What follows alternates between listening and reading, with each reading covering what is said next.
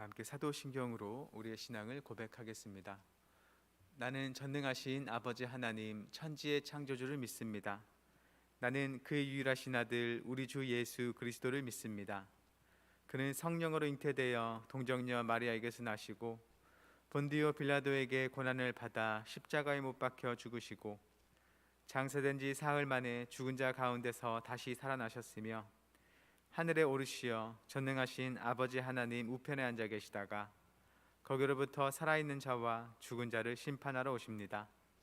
나는 성령을 믿으며 거룩한 공교회와 성도의 교제와 죄를 용서받는 것과 몸의 부활과 영생을 믿습니다. 아멘. 다음에 찬송가 425장으로 우리 주님을 찬양하겠습니다.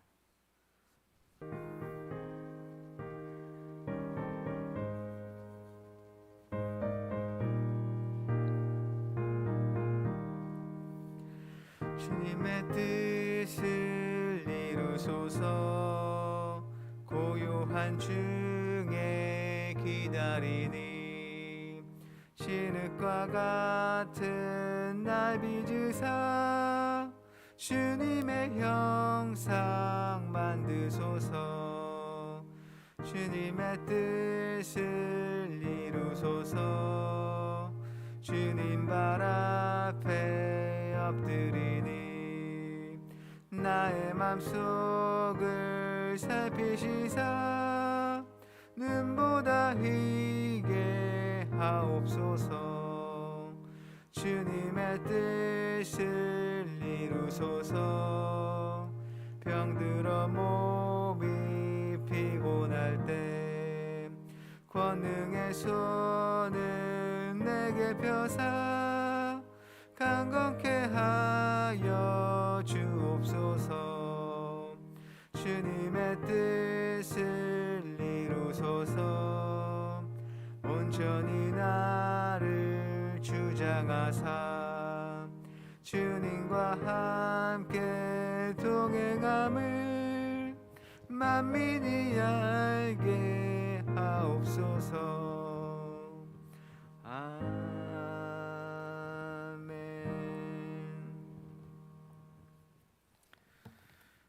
오늘 우리에게 주신 하나님의 말씀은 구약성경 레위기 5장 14절부터 6장 7절까지의 말씀입니다.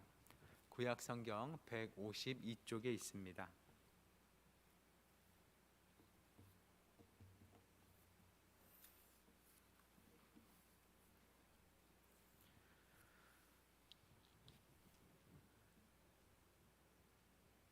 레위기 5장 14절부터 6장 7절까지의 말씀, 저 여러분이 한 절씩 교독하겠습니다. 여호와께서 모세에게 말씀하여 이르시되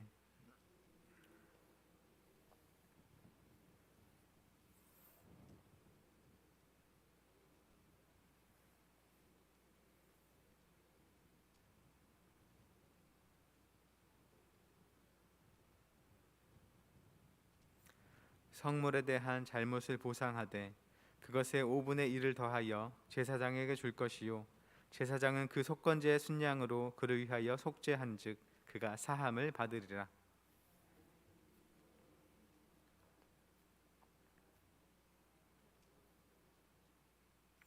그는 내가 지정한 가치대로 양떼 중 흠없는 순양을 속건 제물로 제사장에게로 가져갈 것이요 제사장은 그가 부지 중에 범죄한 허물을 위하여 속죄한즉 그가 사함을 받으리라.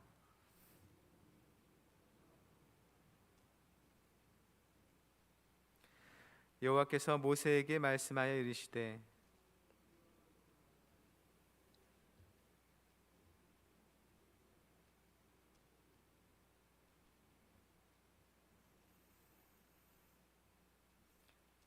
남의 잃은 물건을 줍고도 사실을 부인하여 거짓 맹세하는 등 사람이 이 모든 일 중에 하나라도 행하여 범죄하면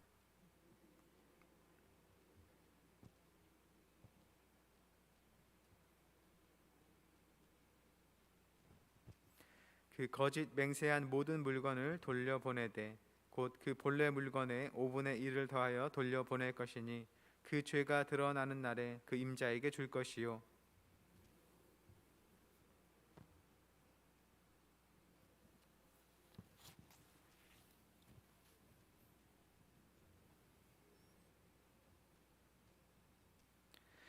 제사장은 여호와 앞에서 그를 위하여 속죄한즉 그는 무슨 허물이든지 사함을 받으리라. 아멘. 오늘 본문은 속건제에 관한 말씀입니다. 속죄제의 한자가 대속갈죄의 허물죄이고 속건제의 한자가 대속갈죄의 허물건인 것을 보면 이 속죄제와 속건제는 비슷한 의미의 제사인 것처럼 보입니다. 그런데 이름은 비슷하지만 서로 다른 제사인 것이죠. 이 속죄라는 말은 교회가 아니더라도 우리가 가끔 들을 수 있는 말입니다. 누군가가 자기가 저지른 잘못에 대해서 속죄하는 심정으로 열심히 봉사를 했다든지 또는 속죄하는 심정으로 눈물을 흘렸다든지 등의 표현을 볼 때가 있습니다. 이 속죄의 사전적 의미는 지은 죄를 물건이나 다른 공로 따위로 비교 없앰이라고 되어 있습니다. 한마디로 죄의 값을 치러서 그것을 없앤다는 뜻이죠. 그런데 속건이라는 단어는 사전을 찾아봐도 보이질 않습니다. 그만큼 이 속건제라는 제사는 우리가 그 말을 들을 때 그게 무엇을 의미하는지 분명하게 와닿지 않을 수 있다는 것이죠. 속건제라는 말로 찾아봐야 그것은 기독교 용어로서 허물을 씻기 위한 제사이다라고 그 의미가 설명됩니다. 이 시간 본문에서 하나님은 속건제에 관한 규례를 주십니다. 독특한 것은 하나님께서는 속건제를 어떻게 드려야 하는지에 대해서는 설명하지 않으시고 속건제를 드려야 하는 경우와 또 제물을 어떤 것으로 드려야 하는지에 대해서 우선 설명하신다는 겁니다. 그래서 오늘 본문이 아닌 나중에 나오는 본문에서 그 절차에 대해서 말씀하신다는 것이죠. 제물에 대해서 돈의 가치로서 평가하고 또 하나님의 성물이나 남의 물건에 손해를 끼친 것에 대해서 어느 정도로 보상해야 하는지에 대해서 알려주십니다.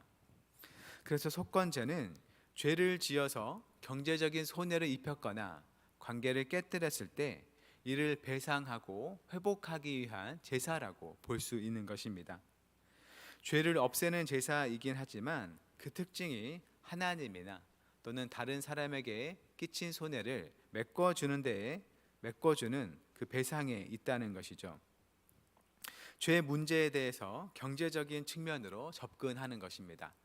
그래서 어떤 학자들은 이 제사를 속건제라 부르지 않고 배상제 또는 보상제라 부르는 게 더 적절할 것이다 라고 얘기하기도 합니다.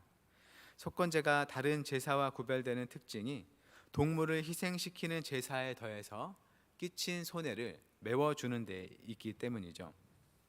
오늘 본문은 크게 두 단락으로 구분해 볼 수 있습니다. 먼저 5장 14절부터 19절까지는 하나님과 직접 관계된 속건 제물에 관한 규례입니다. 하나님의 성물을 잘못된 방식으로 대했거나 하나님의 계명을 범한 경우를 말합니다. 다음 6장 1절부터 7절까지는 사람과 관계된 속건 제물에 관한 것인데 다른 사람에게 경제적인 피해를 끼친 경우를 말하고 있습니다. 그런데 이 두 어떤 경우이건 속건제는 흠 없는 순양만을 희생 제물로 드릴 수 있었습니다. 속죄제의 경우는 속죄제를 드리는 사람의 그 신분에 따라서 소나 양이나 염소로 제물을 드릴 수 있었고 또 지극히 가난한 사람의 경우에는 그 형편을 고려해서 곡식 가루로도 그 제사를 드릴 수 있었습니다. 하지만 속건제는 가난한 사람이건 부유한 사람이건 순양 한 마리를 속건 제물로 드려야 했습니다. 부자라고 더 내게 하거나 가난하다고 해서 덜 내게 했던 게 아니었던 것이죠. 물론 손해를 끼친 규모에 따라서 그 배상 금액의 그 크기는 달라졌겠습니다. 하지만 하나님께 죄를 용서받기 위해서 바쳐야 할 속건 제물은 동일하게 순양이었다는 것이죠. 이것은 다른 사람에게 손해를 끼치는 것을 하나님께서 매우 엄중하게 판단하신다는 것을 우리에게 보여줍니다. 본문 5절과 16절을 제가 봉독하겠습니다. 누구든지 여호와의 성물에 대하여 부지 중에 범죄하였으면 여호와께 속건제를 드리되 내가 지정한 가치를 따라 성소의 세겔로 몇 세겔 은에 상당한 흠없는 순양을 양떼 중에서 끌어다가 속건제로 드려서 성물에 대한 잘못을 보상하되 그것의 5분의 1을 더하여 제사장에게 줄 것이요 제사장은 그 속건제의 순양으로 그를 위하여 속죄한즉 그가 사함을 받으리라. 사람이 비의도적으로 부주의하게 여호와의 성물에 대해 범죄한 경우에 주신 지침입니다. 이 성물은 하나님의 것으로 거룩하게 구별된 다양한 것들을 가리키는데 제사장의 몫으로 주어진 제물을 가리키기도 하고 또 하나님께 드린 동물이나 집이나 밭이나 11조 등의 봉헌물을 가리킵니다. 이것들은 하나님의 것으로 절대 건드려서는 안 되는 것들인데 그것을 부지중에 먹었거나 또는 마치 자기 것처럼 범한 경우를 말하는 것으로 보입니다. 그런데 비록 부주의하게 행했다고는 하지만 그렇게 범죄했다고는 하지만 여기서 쓰인 이 범죄했다는 말의 히브리어 원어는 우상 숭배와 같은 하나님과의 언약 관계를 깨뜨리는 그런 정도의 심각한 행위를 가리킬 때 쓰였던 단어라는 것이죠. 부지중에 하는 별것 아닌 행동처럼 보일 수 있지만 그 의미는 굉장히 심각할 수 있다는 것입니다. 이것은 비록 사람이 의도적이지 않고 부주의하게 행한 행동이더라도 그것이 하나님과의 관계를 깨뜨릴 정도로 불성실한 행동일 수 있다는 것을 말해줍니다. 하나님의 것에 관해서는 늘 주의 깊고 성실한 태도로 바라봐야 한다는 것을 말해주는 것입니다. 이렇게 성물에 대해 범죄한 경우에는 제사장이 성소의 세겔로 매겨지는 가치, 그것에 상응하는 순양으로 속건제를 드려야 했습니다. 그런데 순양으로 이 제사를 드리기 전에 성물에 대해 잘못한 것을 먼저 보상해야 했습니다. 그것은 원래의 가치에 5분의 1의 가치를 더한 바로 120%를 되돌려 주는 일입니다. 먼저 그렇게 잘못으로 일으킨 손해를 피해자에게 보상해야 했고 그 다음에 하나님 앞에서 순양으로 자신의 잘못을 인정하는, 그래서 죄 사함을 받는 제사를 드려야 했던 것이죠. 다음 17절 말씀입니다. 만일 누구든지 여호와의 계명 중 하나를 부지중에 범하여도 허물이라 벌을 당할 것이니. 마찬가지로 부지중에 여호와의 계명 중 하나를 범한 경우에도 그것은 허물로서 벌을 받을 수 있으니 제사장이 정해준 가치에 맞는 흠없는 순양을 제물로 드려야 했습니다. 그러면 죄 사함을 받을 수 있었습니다. 그런데 이 경우에는 어떤 배상금을 말씀하시지는 않고 있습니다. 하나님께서는 성물에 대해서든 하나님의 계명에 대해서든 알지 못하고 지은 죄라 하더라도 반드시 책임을 져야 한다는 것을 보여주십니다. 이제 6장 1절 이하 말씀은 사람과 관계된 속건 제물 규례에 대해서 말씀하십니다. 2절부터 7절까지 말씀을 천천히 이해하면서 읽어보겠습니다. 누구든지 여호와께 신실하지 못하여 범죄하되 곧 이웃이 맡긴 물건이나 전당물을 속이거나 도둑질하거나 착취하고도 사실을 부인하거나 남의 잃은 물건을 줍고도 사실을 부인하여 거짓 맹세하는 등 사람이 이 모든 일 중에 하나라도 행하여 범죄하면 이는 죄를 범하였고 죄가 있는 자니 그 훔친 것이나 착취한 것이나 맡은 것이나 잃은 물건을 주운 것이나 그 거짓 맹세한 모든 물건을 돌려보내되 곧 그 본래 물건의 5분의 1을 더하여 돌려보낼 것이니 그 죄가 드러나는 날에 그 임자에게 줄 것이요 그는 또 그 속건 제물을 여호와께 가져갈 것이니 곧 내가 지정한 가치대로 양떼 중 흠 없는 순양을 속건 제물을 위하여 제사장에게로 끌고 갈 것이요 제사장은 여호와 앞에서 그를 위하여 속죄한즉 그는 무슨 허물이든지 사함을 받으리라. 아멘. 여기서는 사람이 부지중이 아니라 알면서 고의적으로 다른 사람의 재산에 손해를 끼친 경우에 관한 것을 말씀하시고 있습니다. 도둑질, 착취, 거짓 맹세로 이득을 취한 경우입니다. 이 경우에도 마찬가지로 원래의 것에 20%를 더해서 배상을 해 주어야 합니다.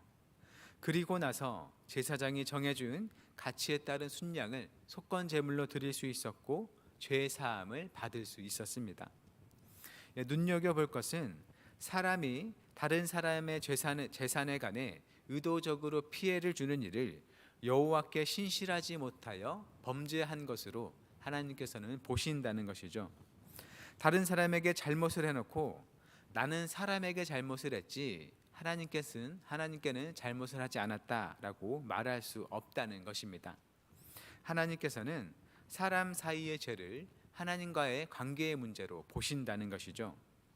하나님을 향해서 신실한 사람은 사람에 대해서도 죄를 범하려 하지 않을 것이고, 하나님을 향해서 신실하지 않은 사람은 사람에 대해서도 거리낌 없이 죄를 범할 것이라는 말씀입니다. 즉 우리는 우리가 다른 사람을 대하는 모습을 통해서 우리가 과연 하나님과 어떤 관계를 맺고 있는지를 엿볼 수 있다는 것입니다. 내가 다른 사람에게 끼치는 손해는 그 사람에게 뿐만 아니라 하나님께도 손해를 끼치는 것이고, 그래서 하나님께도 용서를 받아야 하는 문제라는 것입니다. 또 하나는 하나님께서는 이 피해를 보상하게끔 하신 이 속건제에서 반드시 보상을 제사보다 먼저 하도록 규정하셨다는 겁니다. 다른 이에게 끼친 피해를 제대로 보상한 후에야 비로소 그가 드리는 속건 제물의 제사를 진실한 것으로 받아들이고 죄사함을 선언하게 하셨다는 것이죠. 실제로 피해 입은 사람에 대한 아무 보상 없이 제사의 행위만으로는 용서를 받을 수 없다는 것입니다. 우리가 누군가에게 잘못을 해놓고 그 사람에게 제대로 용서를 구하거나 그 사람에게 끼친 피해를 제대로 복구하지 않고서 그냥 우리 혼자서 행하는 회개는 사실 하나님 앞에서 참되지 않을 수 있다는 점을 돌아보게 한다는 것이죠. 하나님은 이 모든 일을 하나님을 향한 신실함의 문제로서 보신다는 겁니다. 말을 맺겠습니다.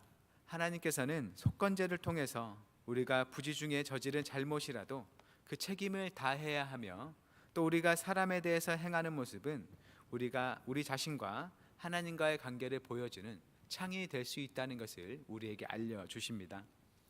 우리는 기도할 때 하나님 앞에서 살겠다고 종종 다짐하는데 우리의 그 마음이 하나님 앞에서 정말로 진실일 수 있길 바라고, 그 마음이 우리 삶의 모습에서 우리 스스로에게도 확인될 수 있도록 주님께서 우리를 인도해 주시기를 바랍니다. 우리가 사람들에게 행하는 일들, 혹시라도 누군가에게 끼친 손해나 피해가 주님 안에서 잘 인도함을 받아 모든 것을 원래대로 잘 회복할 수 있기를 바랍니다. 믿는 자로서 잘못에 대해 용서를 구하고 내가 끼친 남의 손해를 메우는 데에 무관심하거나 게을리하지 않고 하나님께 끼친 손해라는 것으로 두렵게 생각하면서 그리할 수 있기를 바랍니다. 우리 모든 삶을 아시는 주님께서 판단하시고 우리를 진정한 용서와 회복의 은혜로 이끌어 가실 것입니다. 주님을 믿는 마음과 함께 주님을 두려워하는 마음도 함께 가지고 주님 앞에 신실하게 살아가려 은혜를 구하는 우리가 되기를 바랍니다. 우리의 믿음의 모든 여정에 주님의 은혜와 가르침과 평강과 회복이 늘 함께 하기를 주님의 이름으로 축원합니다. 다음의 기도 제목으로 함께 기도했으면 좋겠습니다. 알지 못하고 행한 일에 대해서도 하나님 앞에서 책임질 줄 아는 믿음의 진지함과 성실함을 가질 수 있도록 하나님의 경외함으로 사람과의 관계를 맺어나가고 잘못에 대한 사과와 보상을 피하지 않고 실행하면서 하나님의 공의와 회복을 세워나갈 수 있도록, 또 담임 목사님 청빙 절차가 하나님의 뜻 안에서 잘 이루어지도록, 또 내일로 다가온 대선이 올바르고 공정하게 이루어지고 이웃 나라의 행보에 분열 없는 하나됨이 온전히 이루어질 수 있도록, 또 전쟁으로 고통받고 불안 속에 있는 우크라이나 땅에 주님의 평화가 임하도록, 또 이 시간과 이후 기도 시간에 함께 기도해 주시기 바랍니다. 함께 기도하겠습니다. 사랑의 하나님, 우리가 하나님 앞에 성실히 살아가려 한다고 하여도 우리가 알지 못하고 행한 그 일들에 대해서 하나님 앞에 참으로 책임질 줄 아는 그 믿음의 진지함과 성실함을 우리가 갖게 하여 주옵소서. 우리가 주님 앞에 애써 살아가려 하지만 우리가 때때로 하나님을 잊고 또 사람에게 피해를 끼치는 그 일도 서슴지 않고 행할 때가 있습니다. 하나님 참으로 그 모습을 하나님 앞에 두려움으로 돌아볼 줄 알게 하시고, 하나님께 또 사람에게 잘못한 일에 대해서 마음 깊이 통회하며 그 잘못된 것을 돌이키기에 노력하고 하나님께 진정으로 회개할 수 있도록 우리를 인도하여 주옵소서. 참으로 하나님을 두려워하는 마음으로 사람을 바라볼 수 있기를 원합니다. 우리가 사람들에게 어떻게 행하지는지 그 모습이 우리가 하나님을 어떻게 생각하는지를 참으로 보여주는 그 창의됨을 우리가 생각하게 하여 주옵소서. 주님, 우리 눈에 보이지 않지만 우리 함께하는 사람들 통해서 주의 모습을 나타내시고 또 그들을 우리가 대하는 모습으로 우리가 주를 생각하게 하심을 생각합니다. 우리가 참으로 주님 앞에 살아가고자 하는 모든 다짐의 말들이 온전히 이루어질 수 있도록 우리가 살아가는 삶에서 하나님 앞에 신실하게, 사람들 앞에서도 성실하게 덕이 있는 모습으로 살아갈 수 있도록 주님 도와주옵소서. 오직 하나님께서 이 땅의 잘못된 것들을 또 우리의 손과 발을 통하여서 회복시키며 살아가게 하십니다. 하나님께서 이루고자 하는 많은 일들에 주 앞에 나아가서 그 모든 일들에 참여하며 하나님께서 원하신 뜻을 이뤄나가는 우리 모든 성도들 될 수 있도록 주여 도와주옵소서. 우리 교회 가운데 담임 목사님의 청비 절차가 진행되고 있는데, 은혜와 진리의 하나님, 우리가 무심코 살아가는 삶도 하나님께서 큰 관심으로 바라보신다는 것을 생각하게 됩니다. 알지 못하고 행한 잘못이라도 하나님께서는 그것을 결코 가벼이 보지 않으시며 반드시 회복해야 할 이 세상의 아픔으로 보신다는 것을 생각하게 하옵소서. 하나님을 마땅히 두려워함으로 죄를 멀리하게 하시고 하나님께 신실함으로 그 마음으로 함께하는 사람들을 대할 수 있도록 인도하옵소서. 스스로의 연약함, 부족함, 죄됨을 이상히 여기지 않아 우리가 만들어내는 잘못된 일들에서 도망가지 않게 하시고 주님의 긍휼을 의지해서 잘 회복하도록 노력하며 세상의 잘못된 것들을 바로 세워나가는 믿음의 사람들이 되게 하옵소서. 우리가 마땅히 치러야 할 모든 값을 예수님께서 치르셨음에 감사하는 마음을 늘 품고 주님께로부터 보냄받은 자로서 받은 사명을 잘 감당하며 살도록 함께하여 주옵소서. 오늘도 주님의 선한 능력을 의지하는 모든 성도의 발걸음을 인도해 주시길 구하오며 예수님의 이름으로 기도드립니다. 아멘. 하늘에 계신 우리 아버지, 아버지의 이름을 거룩하게 하시며 아버지의 나라가 오게 하시며 아버지의 뜻이 하늘에서와 같이 땅에서도 이루어지게 하소서. 오늘 우리에게 일용할 양식을 주시고 우리가 우리에게 잘못한 사람을 용서해 준 것 같이 우리 죄를 용서해 주시고 우리를 시험에 빠지지 않게 하시고 악에서 구하소서. 나라와 권능과 영광이 영원히 아버지의 것입니다. 아멘.